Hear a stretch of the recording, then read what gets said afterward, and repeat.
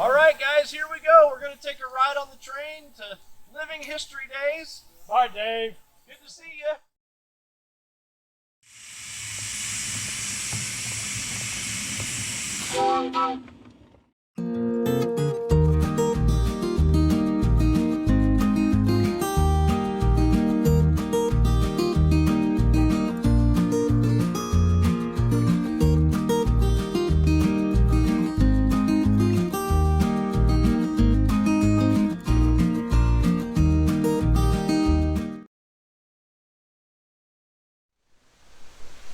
Hey friends, we're here at this place called the Milk House, and it's kind of a neat place to be, and I get to learn today with you guys about how to make butter. I love butter. I don't know about you. I like it on corn and I like it on bread, and butter's really good. Now, is it true that butter comes from butterflies? No. That's not where butter comes from? No. Well, tell me about how we get butter. Okay. The process of butter starts with a cow, and you have to milk the cow. And then as milk sits, naturally, cream will rise to the top. And so we used to have a crock that was about this big, and it stood about this tall, and we had a strainer because when you go milk a cow in the barn, there could have been a straw in the milk bucket. And so you wanted to skim out and get all that out. So you would filter it much like this in a sieve and into that big crock, and then you would let it set, and we'd just take a cup and we'd skim off the cream and put that in separate jars and keep that refrigerated, and then we would pasteurize the milk. That's bringing the milk up to a certain temperature to kill any harmful germs that might harm you. So the milk from the cow also has cream in it. It's not just milk. That would be what you would drink as whole milk today. They do not. Skim milk is what we were raised on because we sold the cream or made butter. That was you could sell eggs, you could sell butter if you had extra. So I'm confused. You said there's cream in the milk, but is there butter in the milk? Where's the butter come from? Okay, so here's the thing. This is a butter churn. This was my Saturday morning chore. We would save cream all week, and then we'd set it out the night before. And the next morning, this one says, if you can see this right here, it says 8 quarts. So I don't know if you know how much 8 quarts is, but that's 2 gallons. But to be efficient, you can only put half of that. So if it's 8 quarts, that's going to be what? 4 quarts. And that would be 1 gallon. 1 gallon, okay. Because otherwise, it's got to have room to move, okay? The other thing you'll notice about this churn is there's a little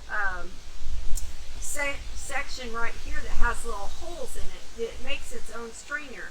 After the butter is churned, it leaves behind a liquid called buttermilk. It's flavored with butter bits.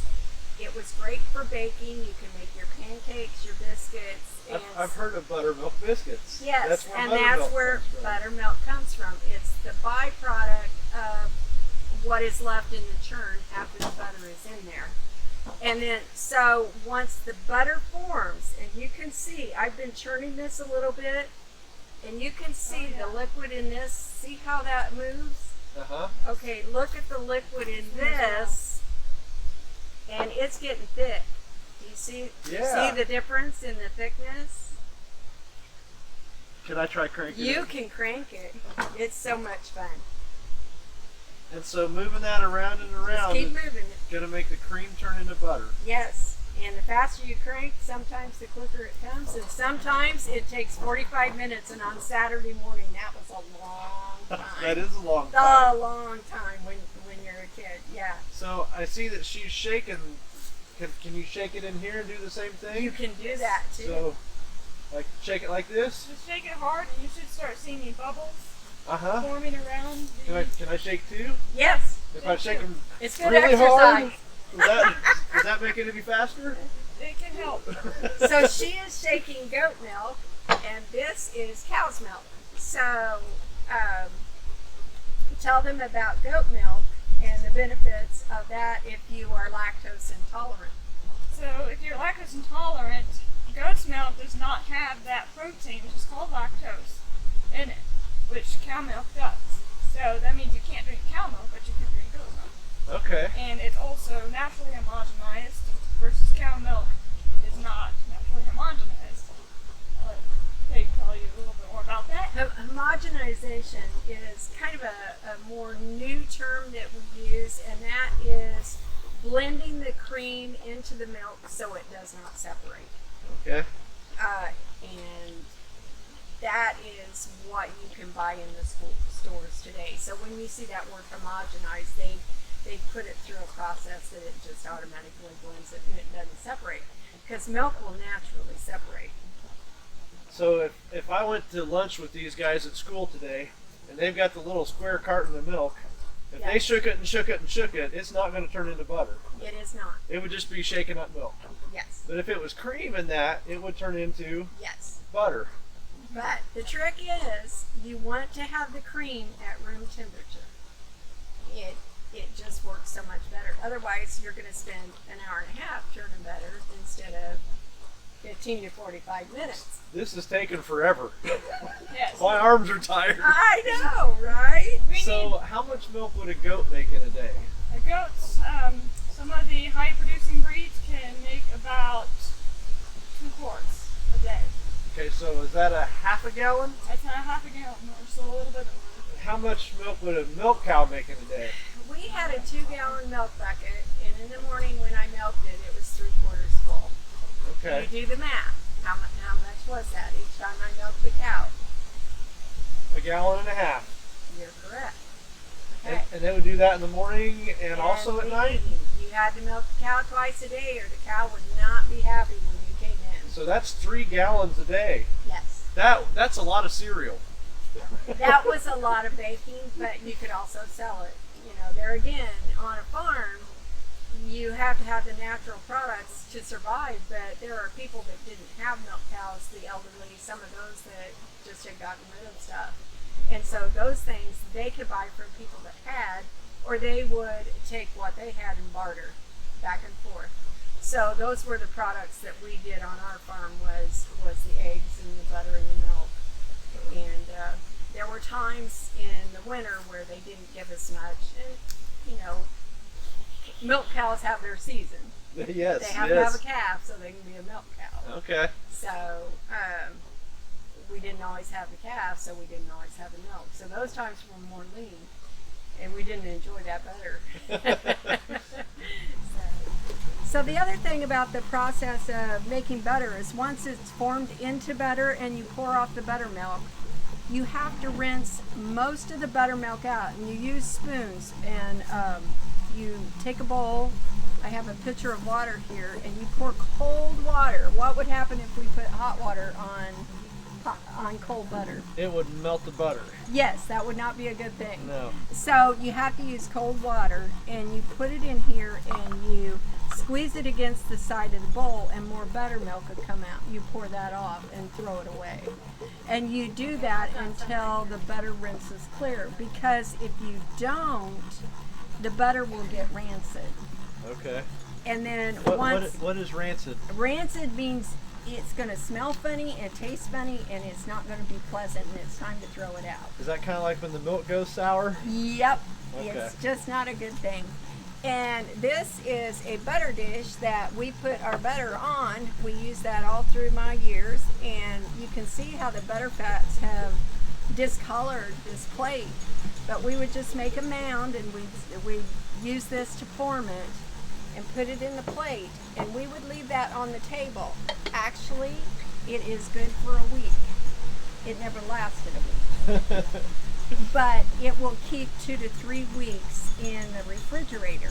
Now there's a difference between regular butter and salted butter. Salted butter, if you think about it, what does salt do? It makes things taste better.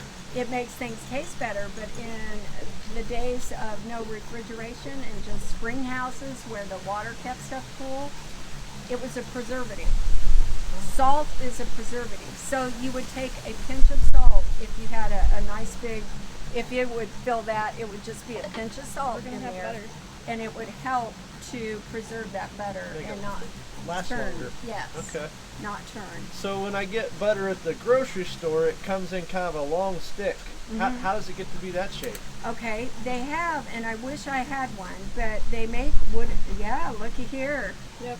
There's some butter for me. It's about halfway there, so Yeah. it'll be less than 5 minutes. Yeah. So they have butter forms, and a lot of times they were wooden, and they had a little plunger-like thing with sides, and you just press your butter in it, smooth it over the top, and get it nice and cold. And then you turn it over and push it out with that plunger, and it would make whatever shape. And sometimes it had pretty shapes on top.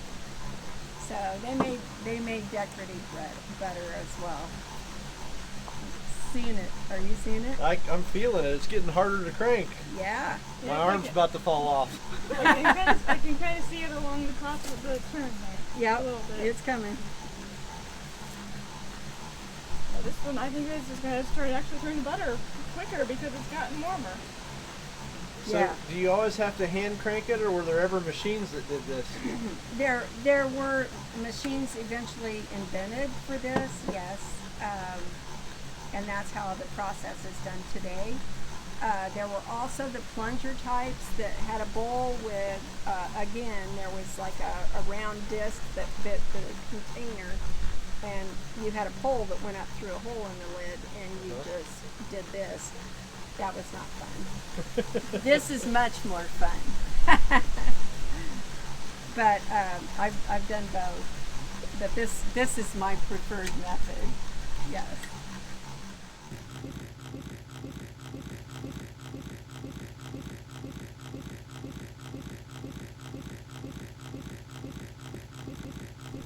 Hey, we have butter.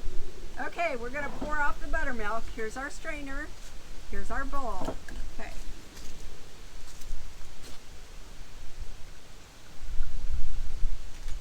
Ha! Looky there. It's a ball of butter. It's a ball of butter. Goat's milk butter, to be precise. Goat's milk butter is actually white. Cow's milk butter will usually be a little more yellow. Okay, and here's buttermilk. So that's what buttermilk looks like. And we have a visitor. There we go. But this would almost be enough to make your batch of biscuits in the morning. So then you take this butter, and you can see it's got buttermilk on it, so we want to rinse it in water.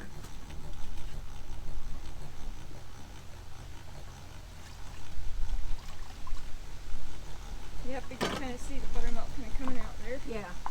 See, it's still that buttermilky color, that milky. Makes the water kind of cloudy, doesn't it? Yes, yes it does. See how milky that is? So what we're going to do is take it back out, and we're going to dump the water. We're going to do it again. We're going to do that until the butter is clear, the water. That is a nice pat of butter there. Yes, yes it is. That will, in my family, that will probably last about 2 or 3 days if we were using it constantly. 2 or 3 days? No, that would be 3 biscuits. We don't use very much of it. We try to save as much of it as possible. Well, that's because you're not making this size. Right. And it does have a little See, bit it's getting a little bit clearer. Pressing that out. Okay, get rid of that butter. Milk, water. You might want to try it, do it one more time. Yep. This just got a whole lot easier all of a sudden. Okay, so we might be. Okay, yeah, you're done, I think. Does that mean it's about done? Yeah. Oh, yeah. Looky here. You're seeing these little voids here. That means butter's formed. You're almost there. See this? That means there's chunks of butter that's making those bubble places. Yeah. So you can actually see the difference in color between the goat's milk butter and the cow milk butter. When we poured that in, that was white. Okay, so there's the goat's milk butter, and this is clear, so this is now good to go. All right. So the cow's milk butter, you can see it's turning yellowish. It was white like this. The goat's milk butter, on the other hand, is white. Okay, let's try to take the lid off. Yeah, you're about there. You might want to get a little bit more of that fat on the edges, but You gotta, yeah, keep it level. There we go. Ah, looky there. We made butter. Here.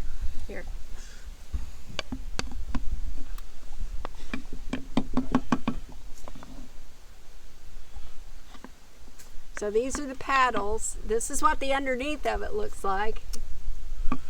So now let's put that back on. Let's put the goat's milk, buttermilk right here.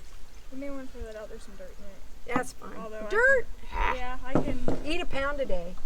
Or I can just take that home and find a place. Okay, so we got to put this back on to get the buttermilk out. But I want you to get a picture inside the jar. Can you tip that? Yeah.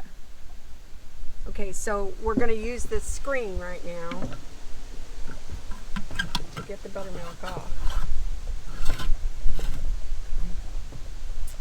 All right. I don't think we need to double screen here.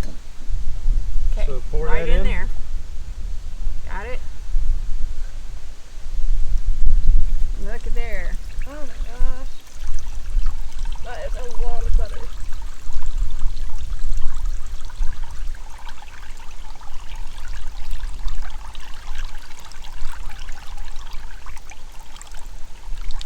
You're going to want to kind of bring it down and reshake it again. There's a lot in there. Mm-hmm. I had 2.5 quarts of butter in here, or cream, sorry. Okay. So this is the byproduct of it. This would make biscuits and buttermilk pancakes. This batch. Or you could just drink buttermilk if you like it. Yes. It does taste. It is a lot more sour. It's tastes sour. It would remind me more of the way that you get off making cottage cheese. You know, it's different byproducts. Well, that was just lovely.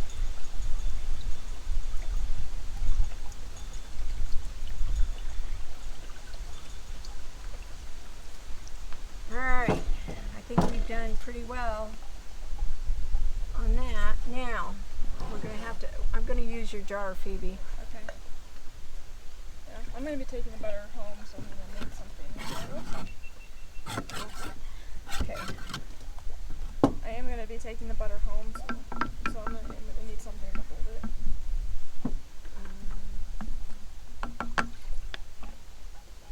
All right. So I need this larger jar. So what we're gonna do is we're gonna try to scoop some of this out.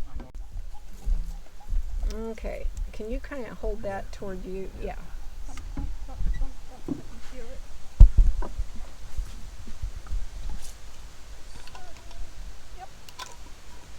So all that cranking and out comes the butter. Out comes the butter. That's a lot of butter. And doesn't it look at that beautiful color? Look at the difference between the goat milk one and the cow milk one. Yeah. That's because of that protein. Yeah.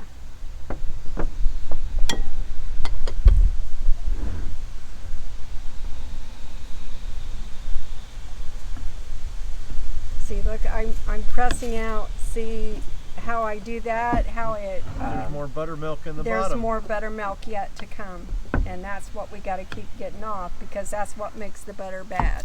Oh, that was lovely. I never said it was neat work. It's just the results are lovely. Okay.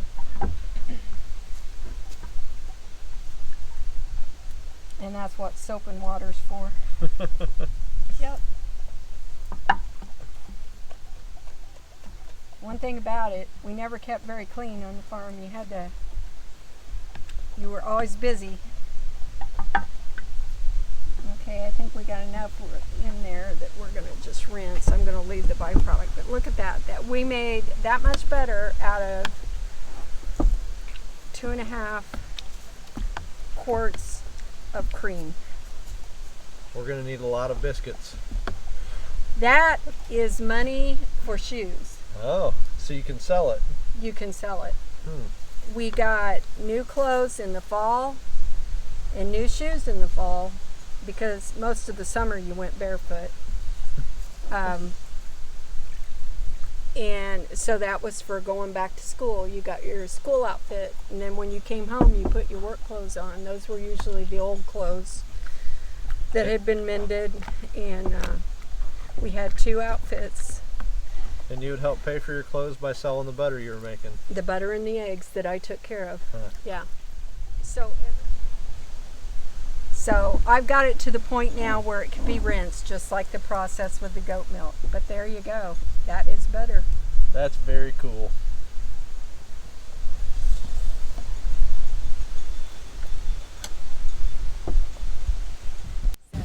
Well, thank you for teaching us about all this. You guys out there and gals, next time you put butter on your bread or on your biscuit, this takes a lot of work. It does. And you enjoy. Do try it sometime.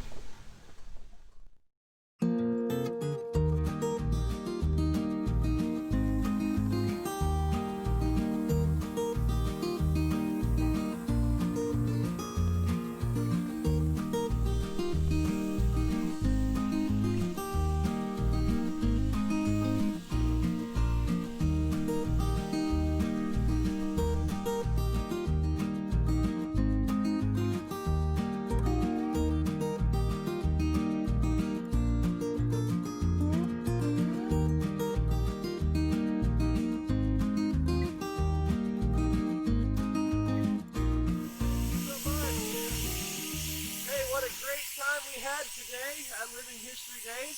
I'm so glad you came on this trip with us. I hope you learned some things today. I hope it was a lot of fun. I hope you'll come back and see us again sometime. And maybe someday you can come out here in person and get to ride the train and see some of the very neat things we've gotten to share with you. Hope you have a great day. We'll see you.